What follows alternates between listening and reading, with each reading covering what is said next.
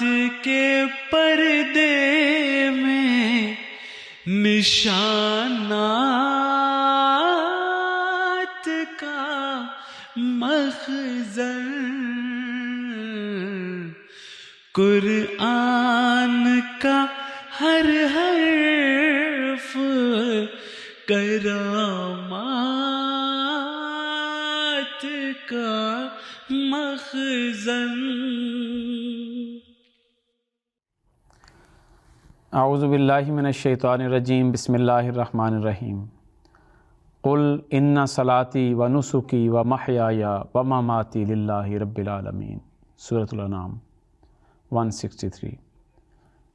وما خلقت الجن والانس الا لیعبدون۔ سورۃ الذاریات آیت نمبر 57۔ تو کہہ دے کہ میری عبادت اور میری قربانیاں اور میرا جینا اور میرا مرنا اللہ ہی کے لیے ہے جو تمام جہانوں کا رب ہے، اور میں نے جن و انس کو پیدا نہیں کیا مگر اس غرض سے کہ وہ میری عبادت کریں۔ اللہم صلی علی محمد وعلی آل محمد کما صلیت علی ابراہیم وعلی آل ابراہیم انک حمید مجید۔ اللہم بارک علی محمد وعلی آل محمد کما بارکت علی ابراہیم وعلی آل ابراہیم انک حمید مجید۔ سامعین کرام، آج ہم اسلامی عبادت کے صحیح تصور پر بات کریں گے۔ عبادت عموماً دنیا میں اس کے بارے میں دو نظریات رائج ہیں، اور دونوں ہی ایکسٹریم ہیں، دونوں ہی افراط و تفرید کا شکار ہیں۔ ایک گروہ وہ ہے جو یہ سمجھتا ہے کہ تارک الدنیا ہو جانا، جنگلوں میں نکل جانا، شادیاں نہ کرنا اور روزے رکھنا اور نمازیں پڑھنا محض یہ عبادت ہے۔ اور دوسرا گروہ یہ سمجھتا ہے کہ گویا کہ عبادت کا مطلب صرف یہ ہے کہ انسانوں کے حقوق ادا کیے جائیں، غریبوں کی مدد کی جائے، معذوروں کی ہیلپ کی جائے، کسی کی مدد کر دی جائے، بس یہی عبادت ہے۔ حضرت مسیح موعود علیہ السلام نے اس کی تفصیل کے ساتھ اس کے بارے میں یہ فرمایا ہے کہ عبادت اصل میں کہتے کس کو ہیں۔ حضرت مسیح موعود فرماتے ہیں کہ عبادت اصل میں اس کو کہتے ہیں کہ انسان ہر قسم کی قساوت کجی کو دور کر کے دل کی زمین کو ایسا صاف بنا دے جیسے زمیندار زمین کو صاف کرتا ہے۔ پھر فرماتے ہیں کہ جب دل کی زمین میں کوئی کنکر پتھر ناہمواری نہ رہے اور ایسی صاف ہو کہ گویا روح ہی روح ہے، تو اس کا نام عبادت ہے۔ چنانچہ اگر یہ درستی ہو جائے تو اگر یہ درستی و صفائی آئینے کی جاوے تو اس میں شکل نظر آ جاتی ہے، اور اگر زمین کی جاوے تو اس میں انواع و اقسام کے پھل پیدا ہو جاتے ہیں۔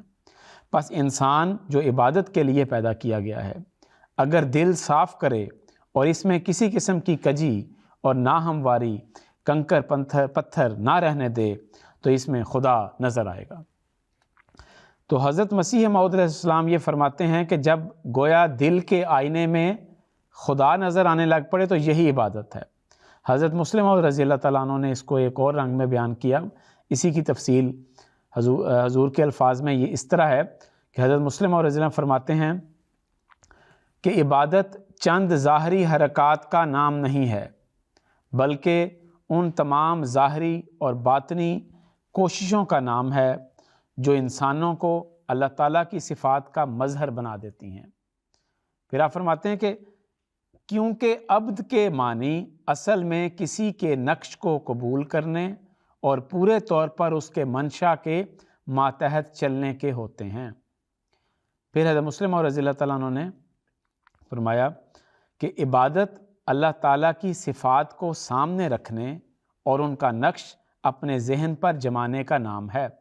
اسی مضمون کی طرف ایک حدیث میں اس طرح اشارہ کیا گیا ہے کہ حضرت صلی اللہ علیہ وسلم سے ایک شخص نے سوال کیا کہ یا رسول اللہ صلی اللہ علیہ وسلم مل احسان ہو، کامل عبادت کیا ہے؟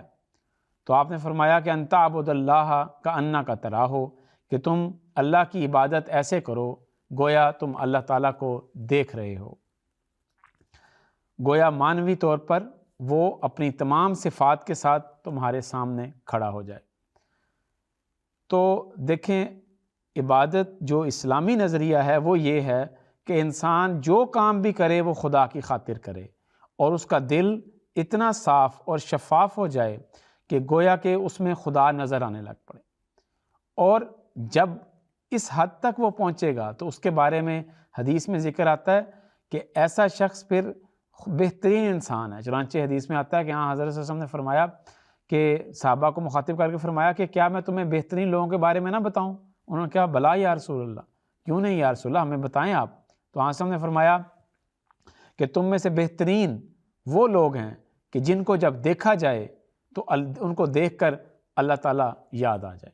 تو گویا چلتے پھرتے وہ خدا کا ذکر کرنے والے اور ایسے لوگ ہیں جن میں خدا کی صفات نظر آتی، جو اپنے دل کے شیشے کو اس قدر صاف کرتے ہیں کہ خدا تعالیٰ ان کے دل کے شیشے میں جلوہ گر ہو جاتا ہے، ان میں خدا تعالیٰ کے نقوش پیدا ہو جائیں. جیسا کہ حضرت مسلم رضی اللہ عنہ نے فرمایا کہ عبادت کا مطلب ہے نقش پیدا کرنا. تو گویا کس کے نقش پیدا کرنا؟ خدا تعالیٰ کی ذات کے، خدا تعالیٰ کی صفات کے نقش پیدا کرنا.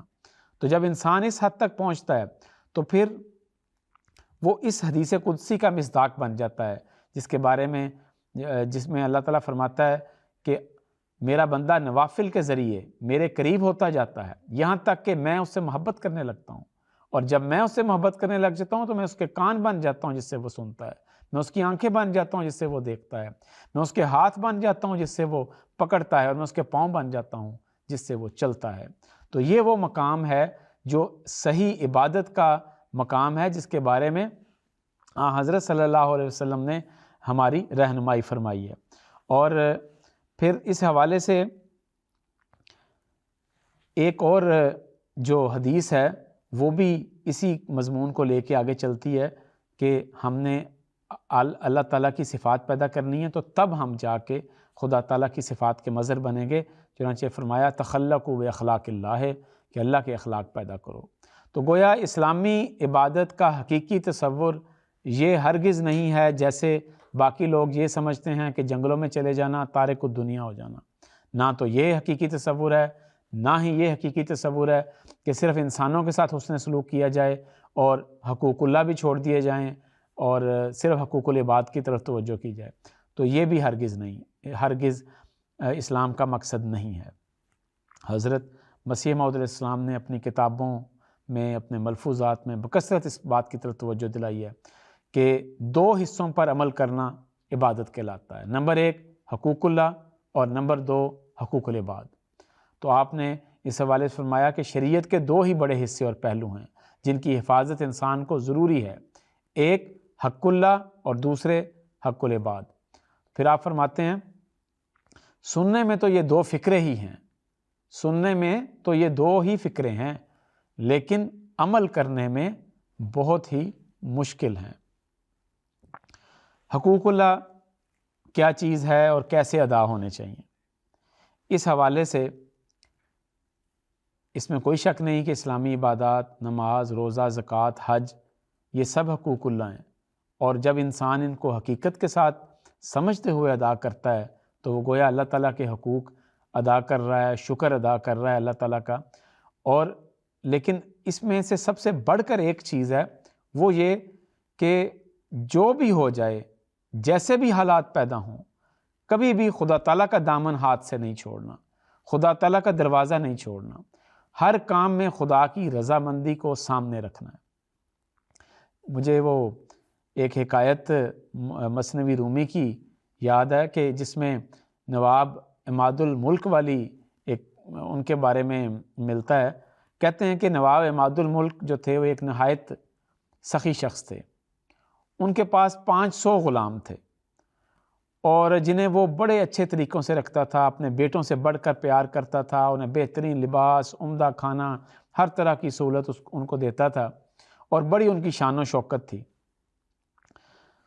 اس کی وجہ سے لوگ کہتے تھے کہ دیکھو نواب عماد الملک کتنا اچھا سلوک کرتا ہے اپنے غلاموں کے ساتھ. کہتے ہیں کہ ایک دفعہ یہ غلام بہترین کپڑے پہنے ہوئے اور بہترین لباس کے ساتھ اور بہترین پوشاک کے ساتھ اور بہترین انہوں نے زرق برق اپنے گولڈ کی چیزیں بھی پہنی، وہ گزر رہے تھے. تو ایک غریب اور فقیر شخص کی ان پر نظر پڑی جس کے پاس نہ کھانے کو کچھ تھا، نہ اس کے پاس لباس تھا، پھٹے ہوئے کپڑے پہنے اس نے.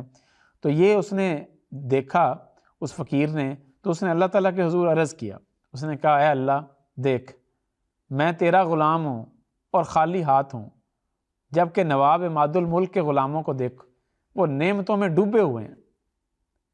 اے خدا، اس نے پھر عجیب و غریب بات کی، اس نے خدا تعالیٰ کو مخاطب کر کے کہا کہ اے خدا تو نواب عماد الملک سے سیکھ کہ اپنے غلاموں سے کیسا سلوک کیا جاتا ہے۔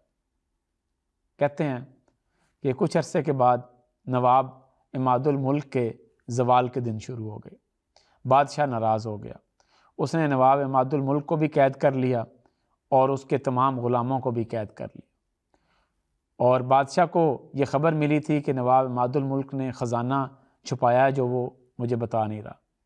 اس نے سارے غلاموں کو قید کیا اور سارے غلاموں کو اس نے سخت ترین تکالیف دینی شروع کر دیں، اس شدید اذیتیں دیں، اس نے کوڑے مارے، ان کو الٹا لٹکایا، ان کی ہڈیاں تک توڑی گئیں، سب وہ تکلیفیں برداشت کرتے رہے، اور ہر ایک سے بادشاہ یہی پوچھتا تھا کہ بتاؤ وہ خزانہ کدھر ہے۔ کہتے ہیں کہ 500 غلام جو تھے ان سب کو پتہ تھا کہ خزانہ کس جگہ پہ ہے، لیکن کسی ایک نے بھی اس موقع پر یہ نہیں بتایا کہ خزانہ کس جگہ پہ ہے۔ تو اللہ تعالیٰ نے اس فقیر کو یہ حقیقت دکھائی اور پھر آواز دی کہ دیکھو اگر بندگی سیکھنی ہے، اگر تم نے یہ سیکھنا کہ عبد کس کو کہتے ہیں، تو ان غلاموں سے سیکھو کہ جو ہزاروں تکلیفیں برداشت کر کے بھی اپنے مالک سے وفاداری نہیں چھوڑتے۔ تو یہ حکایت بیان کی جاتی ہے، لیکن یہ بالکل درست بات ہے کہ جو بھی حالات ہوں ہرگز خدا تعالیٰ سے بے وفائی نہیں کرنی چاہیے، اپنے مالک سے بے وفائی نہیں کرنی چاہیے۔ اس لیے سیدنا حضرت خلیفۃ المسیح الخامس ایدہ اللہ تعالیٰ بن عزیز اکثر جامعہ کے طلباء کو یہ نصیحت کرتے ہیں کہ اپنے خدا سے کبھی بے وفائی نہ کرنا۔ اکثر ڈائریوں میں یہی حضور کی نصیحت ہوتی ہے، ہر حال میں خدا سے راضی رہنا۔ تو یہ نصیحت ہے جو دراصل عبادت کا مغز ہے کہ جب بھی کبھی کوئی تکلیف آئے، کسی بھی قسم کا کوئی ابتلا آئے، تو ہم نے ہر حال میں خدا سے راضی رہنا ہے، یہی عبادت ہے۔ حضرت مسلم اور رضی اللہ تعالیٰ عنہ نے کیا خوب فرمایا کہ ہو فضل تیرا یا رب یا کوئی ابتلا ہو، راضی ہیں ہم اسی میں جس میں تیری رضا ہو۔ تو یہ تو حقوق اللہ والا حصہ ہے۔ حقوق العباد کا بھی صحیح جو کانسیپٹ ہے وہ بھی ہمیں اسلام نے دیا کہ حقوق العباد اگر آپ نے ادا کرنے ہیں تو کس کی خاطر کرنی، وہ بھی اللہ کی خاطر ہی کرنے ہیں، تب وہ عبادت بنیں گے۔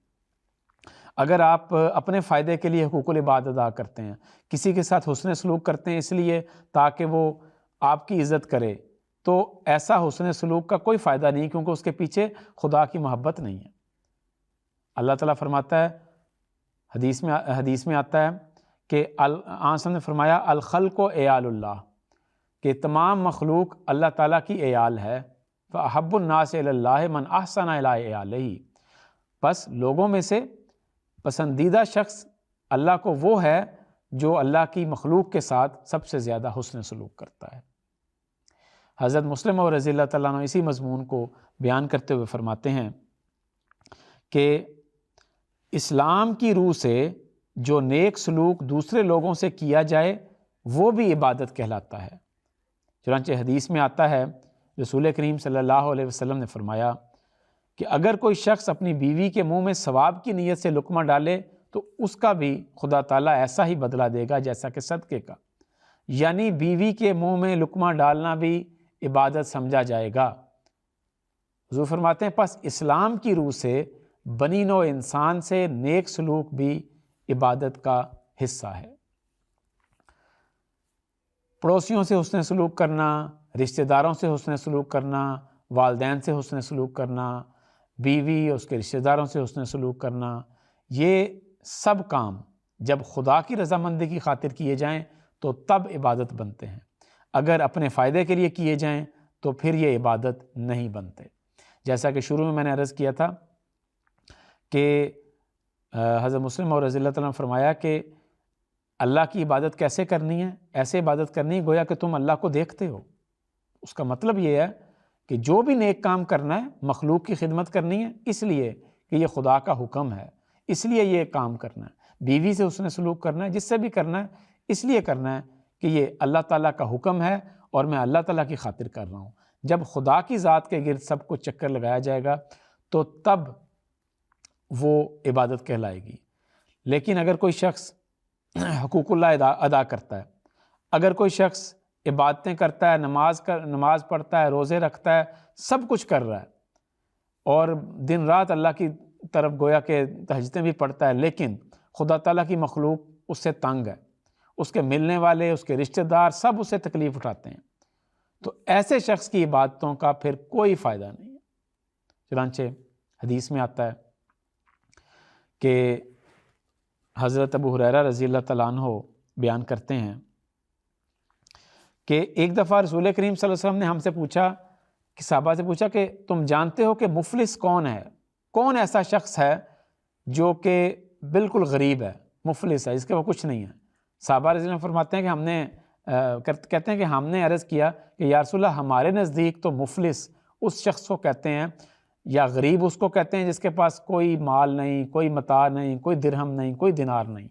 تو آپ نے فرمایا کہ نہیں، میری امت کا مفلس قیامت کے دن وہ شخص ہوگا جس نے بڑی نمازیں پڑھی ہوں گی، بڑے روزے رکھے ہوں گے، زکوٰۃ بھی دیتا ہوگا، سب کچھ نیک کام کرتا ہوگا، لیکن ان نیک کاموں کے ساتھ ساتھ اس نے کسی کو گالی دی ہوگی، کسی پر بہتان لگایا ہوگا، کسی کا مال کھایا ہوگا، کسی کو تکلیف دی ہوگی، مارا ہوگا، تو پھر ایسے شخص کی نیکیوں میں سے کچھ نیکیاں ان مظلوموں کو دیتا چلا جائے گا اللہ تعالیٰ، کچھ ایک مظلوم کو دے گا، کچھ دوسرے مظلوم کو۔ اگر اس کی نیکیاں حساب پورا ہونے سے پہلے ختم ہو گئیں تو ان مظلوموں کے گناہ لے کر اس پر ڈال دیے جائیں گے اور پھر اسے جہنم میں پھینک دیا جائے گا، کیونکہ ایسا شخص مفلس ہے۔ ایک اور حدیث میں حضرت صلی اللہ علیہ وسلم فرماتے ہیں کہ حضرت ایک اور حدیث میں ذکر ملتا ہے کہ حضرت صلی اللہ علیہ وسلم کی خدمت میں عرض کی گئی کہ اے اللہ کے رسول، ایک عورت ہے جو بڑی نمازیں پڑھتی ہے، تہجد پڑھتی ہے، رات کو قیام کرتی ہے، دن کو روزہ رکھتی ہے اور بڑی صدقہ و خیرات بھی بہت کرتی ہے، لیکن اس میں خوبی نہیں ہے، ایک اس میں خامی ہے، وہ یہ کہ اپنی زبان سے ہمسایوں کو تکلیف پہنچاتی ہے، اور ایسی عورت ہے کہ اس سے ہمسائے خوش نہیں ہیں۔ تو جب حضرت صلی اللہ علیہ وسلم نے یہ سنا تو آپ نے فرمایا کہ وہ ہے یا فی النار، کہ وہ دوزخی ہے۔ اس پر صحابہ نے کہا کہ یا رسول اللہ ایک اور عورت ہے جو فرض نمازیں ادا کرتی ہے، بہت زیادہ صدقات تو نہیں لیتی لیکن چند ٹکڑے کبھی کبھی صدقے کے بھی کر دیتی ہے، راتوں کو قیام تو نہیں کرتی بہت زیادہ لیکن فرض نماز کبھی نہیں چھوڑتی، اور لیکن اس میں یہ خوبی ہے کہ کبھی کسی کو تکلیف نہیں پہنچاتی۔ تو حضرت نے فرمایا کہ ایسی عورت جنتی ہے۔ تو گویا عبادت وہ ہے جس میں انسان اللہ تعالیٰ کے حقوق ادا کرے اور ساتھ بندوں کے بھی۔ اگر وہ اس میں بیلنس قائم کر سکتا ہے، اگر وہ اس میں توازن رکھ سکتا ہے تو وہی کامل عبادت گزار ہے۔ حضرت اقدس مسیح موعود فرماتے ہیں کہ کامل عابد وہی شخص وہی ہو سکتا ہے جو دوسروں کو فائدہ پہنچائے۔ اس لیے ہر وہ عمل عبادت ہے جو اللہ تعالیٰ کی رضامندی کے مطابق ہو۔ ہمارا کھانا پینا، اٹھنا بیٹھنا، سونا جاگنا، یہ سب کچھ عبادت بن سکتا ہے اگر وہ خدا تعالیٰ کی رضامندی کے مطابق ہو۔ جو شروع میں نے آیت پڑھی تھی جس میں اللہ تعالیٰ فرماتا ہے کہ اے محمد صلی اللہ علیہ وسلم اعلان کر دے، ان صلاتی و نسکی و محیای و مماتی للہ رب العالمین، کہہ دے کہ میری عبادتیں، میری قربانیاں، میری زندگی، میرا مرنا، سب کچھ اللہ کے لیے ہے جو رب العالمین ہے۔ جب ہمارے عمل خدا کے لیے ہو جائیں گے، ہر کام میں ہم خدا تعالیٰ کو سامنے رکھیں گے، تو یہی حقیقی عبادت ہے۔ عبادت اس کا نام نہیں کہ تارک دنیا ہو جائے انسان، دنیا کو چھوڑ دے، ہرگز نہیں۔ حضرت مسیح موعود علیہ الصلوۃ والسلام فرماتے ہیں، میں یہ نہیں کہتا کہ تم دنیا کے کاروبار چھوڑ دو، بیوی بچوں سے الگ ہو کر کسی جنگل یا پہاڑ میں جا بیٹھو، اسلام اس کو جائز نہیں رکھتا، اور رہبانیت اسلام کا منشا نہیں۔ اسلام تو انسان کو چست، ہوشیار اور مستعد بنانا چاہتا ہے۔ اس لیے میں تو کہتا ہوں کہ تم اپنے کاروبار کو جد و جہد سے کرو۔ حدیث میں آیا ہے کہ جس کے پاس زمین ہو وہ اس کا تردد نہ کرے تو اس سے مواخذہ ہوگا۔ پس اگر کوئی اس سے یہ مراد لے کہ دنیا کے کاروبار سے الگ ہو جائے، وہ غلطی کرتا ہے۔ نہیں، اصل بات یہ ہے کہ یہ سب کاروبار جو تم کرتے ہو، اس میں دیکھ لو کہ خدا تعالیٰ کی رضا مقصود ہو، اور اس کے ارادے سے باہر نکل کر اپنی اغراض اور جذبات کو مقدم نہ کرنا۔ گویا دل با یار اور دست با کار، یہ والی کیفیت ہونی چاہیے۔ حضرت مسیح موعود علیہ السلام ایک اپنے اشعار میں مقرب لوگوں کی علامتیں بیان کرتے ہوئے فرماتے ہیں، خدا سے وہی لوگ کرتے ہیں پیار، جو سب کچھ ہی کرتے ہیں اس پر نثار۔ اسی فکر میں رہتے ہیں روز و شب، کہ راضی وہ دلدار ہوتا ہے کب۔ اسے دے چکے مال و جاں بار بار، ابھی خوف دل میں کہ ہیں نابکار۔ لگاتے ہیں دل اپنا اس پاک سے، وہی پاک جاتے ہیں اس خاک سے۔ اللہ تعالی ہمیں اپنی رضامندی کی راہوں پر چلائے۔ وآخر دعوانا ان الحمد للہ رب العالمین۔